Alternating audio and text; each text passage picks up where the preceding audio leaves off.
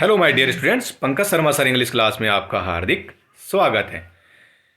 Active passive के ऊपर मैं एक वीडियो पहले बना चुका हूं जिसमें मैंने आपको ट्रिक और फॉर्मूलाज बताए हैं, ठीक है। और उसके ये पार्ट 2 है, तो उस वीडियो को भी आप ज़रूर देख लेना क्योंकि वो काफ़ी हेल्पफुल रहने वाला है आपके लिए।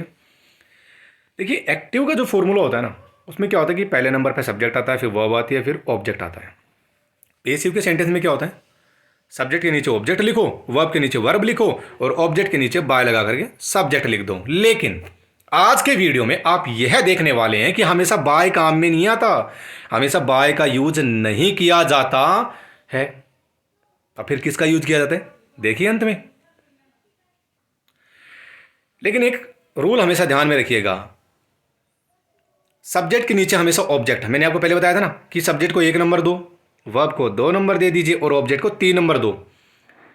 123 हो गए। फिर क्या करो, जो सब्जेक्ट है उसके नीचे ऑब्जेक्ट को ले आओ, तो 3 नंबर। 2 नंबर पे वर्ब है तो 2 नंबर पे वर्ब आ गई।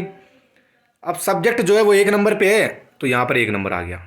यानी 123 को 321 में कन्वर्ट कर दो, 123 को आप 321 के अंदर कन्वर्ट कर दो। इस तरह से आपका एक्टिव का पैसिव बन जाएगा। कैसे, देखो सेंटेंस के माध्यम से।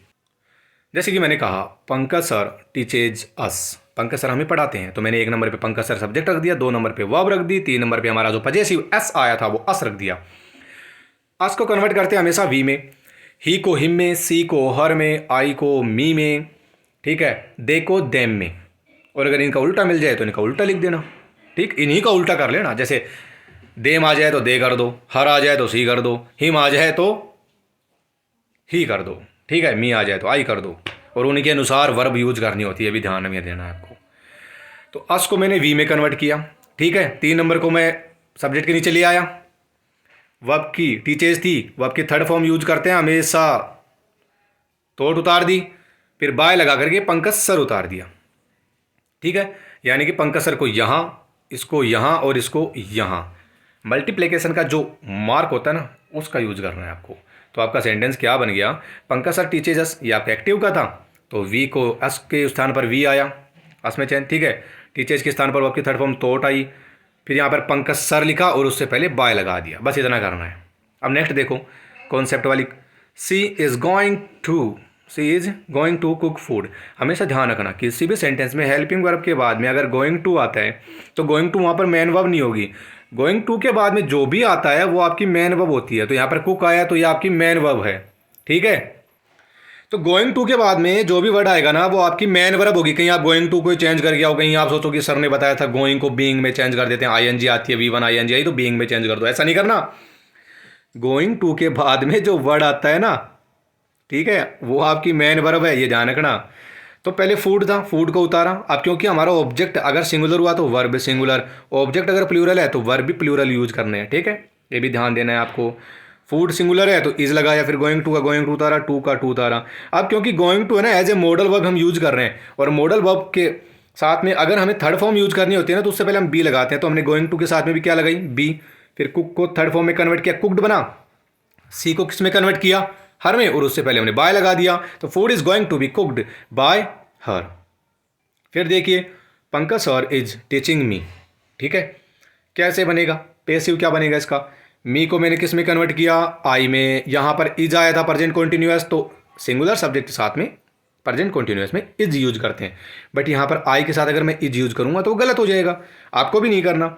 आई के साथ में क्या यूज करते हैं, प्रेजेंट कॉन्टिन्यूअस में एम, पास्ट कॉन्टिन्यूअस में वाज यूज करते हैं, ये भी ध्यान रखना। आई के साथ में मैंने एम यूज किया। अब क्योंकि V1 प्लस में जब भी आईएनजी एक्टिव के सेंटेंस में आती है तो हेल्पिंग वर्ब के साथ में हमेशा बीइंग लगता है, चाहे वह प्रेजेंट का हो चाहे पास्ट कॉन्टिन्यूअस का हो। मैन वर्ब को थर्ड फॉर्म में कन्वर्ट किया तो थॉट बनी। फिर मैंने पंकज सर यहाँ पर थे तो पंकज सर को मैंने यहाँ रख दिया और उनसे पहले क्या लगा दिया, बाय। यानी मैं सिर्फ इतना बताना चाह रहा हूँ कि जब भी कोई आईएनजी वाले सेंटेंस आए तो बीइंग लगती है, और यहाँ पर जो भी आपका ऑब्जेक्ट होता है उसको जब भी आप सब्जेक्ट बनाओगे तो उसी के अनुसार वर्ब लगानी है। क्या बन गया, I am being taught by Pankaj sir.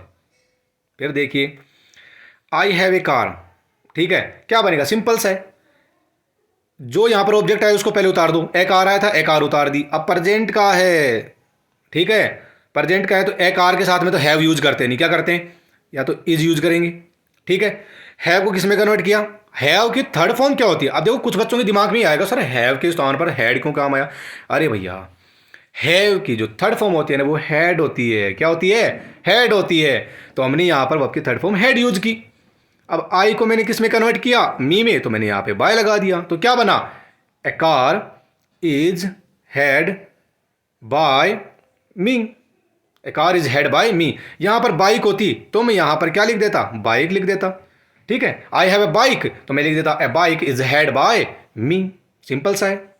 फिर देखिए, Ram wrote an application. Simple past का है, सिंपल पास्ट को पास्ट कंटिन्यूस में चेंज करते हैं। एन एप्लीकेशन का उतारा, पास्ट कंटिन्यूस की वो सिंगुलर वर्ब वाज लगाई, वह फॉर्म थर्ड फॉर्म लगाई रिटर्न, और राम का राम उतारा, उससे पहले बाय लगा दिया।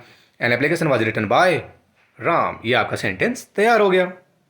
अब देखिए कॉन्सेप्ट वाली, ये है the girl throws the ball outside. देखिए हमेशा ध्यान रखिए, हमेशा ध्यान रखना कि यहाँ पर टाइमिंग वर्ड आ जाए या आउटसाइड, इनसाइड, जो इस तरह के वर्ड आते हैं ना वो कभी भी आपके सब्जेक्ट नहीं बनते। वो ऑब्जेक्ट भी नहीं होते तो वो सब्जेक्ट भी नहीं बनते। ठीक है, तो फिर पता कैसे करेंगे? इसकी मैं एक बहुत बेहतरीन ट्रिक बता रहा हूँ। ठीक है, और ये 100% वर्क करती है। क्या कि टाइमिंग वर्ड या आउटसाइड, इनसाइड, जिस तरह के जो वर्ड आते हैं ना, उनसे पहले अगर कोई शब्द आया है, कोई नाउन आया है और उस नाउन से पहले कोई आर्टिकल लगा हुआ है ए एंड द, तो वो आपका सब्जेक्ट बनेगा। यानी कि जिस नाउन के साथ में आप आर्टिकल देखोगे उसी को आप सब्जेक्ट बना दो। तो मैंने यहाँ पर द बॉल था तो द बॉल लिख दिया। अब क्योंकि सिंपल प्रेजेंट का है तो सिंपल प्रेजेंट को जो है हमेशा प्रेजेंट कॉन्टिन्यूस में चेंज करते हैं। तो मैंने द बॉल सिंगुलर थी तो इज लगाया, थ्रोज का थ्रोन किया, वर्ब की थर्ड फॉर्म यूज की, फिर आउटसाइड लिख दिया, यानी वो टाइमिंग वर्ड आया वो यहाँ पर लिख दूँ।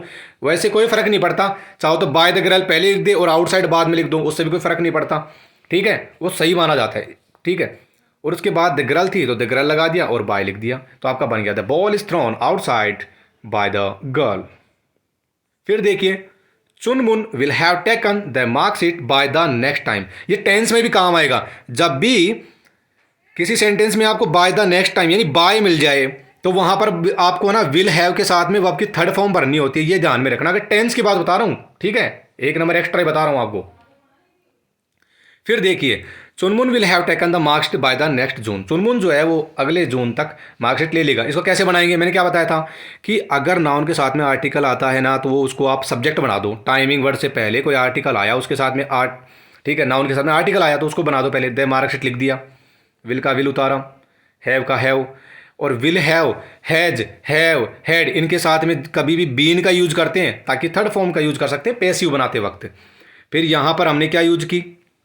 टेकन। ठीक है, थर्ड फॉर्म टेकन थी तो टेकन का टेकन उतारो। सब्जेक्ट क्या है? चुनमुन, तो चुनमुन लिख दिया, उससे पहले बाय लिख दिया। फिर हमने बाय द नेक्स्ट टाइम भी लिख दिया। बाय द नेक्स्ट टाइम जो है ना वो फ्यूचर टाइम का इंडिकेटर वर्ड है, ये ध्यान रखना। सेंटेंस क्या बन गया? The marksheet will have been taken by the Chunmun by the next time. और इसे डबल ऑब्जेक्ट वाले सेंटेंस भी बोलते हैं। ठीक है, बहुत आसान है। फिर देखिए, राम विल हैव हैव्ड मी। ठीक है, तो यहां पर क्या हो जाएगा? वही सिंपल सी ट्रिक है। मी को किस में कन्वर्ट किया? आई में। आई के साथ में हमेशा देखो यहां पर विल आया लेकिन आई और वी के साथ में हमेशा सेल का यूज करते हैं तो मैंने सेल लिख दिया। ये ध्यान रखेंगे, इसीलिए दिया। ये हैव का हैव के साथ में हमेशा बीन लगाते हैं, फिर थर्ड फॉर्म हेल्प उतारी और राम का राम उतार दिया। क्या बन गया? I shall have been helped Ram. अब जो मैं आपको कह रहा था ना कि हमेशा बाय का यूज नहीं किया जाता, एट का यूज किया जाता है, तो जब भी आपको यहां पर success, behaviour, news, acknowledged, displaced, disappointed शब्द मिल जाए तो आपको एट प्रीपोजिशन का यूज करना है, ना कि बाय का। अगर आपने बाय का किया तो वो गलत माना जाएगा, आपका नंबर कट जाएगा वहां पर। इसीलिए आपको success, behaviour, news, astonished, displaced, disappointed के साथ में आप एट प्रीपोजिशन का यूज करेंगे। मैंने क्या कहा? I was surprised at your intelligence. Intelligence के साथ भी एट का यूज करते हैं। ठीक है, ये ध्यान रखना।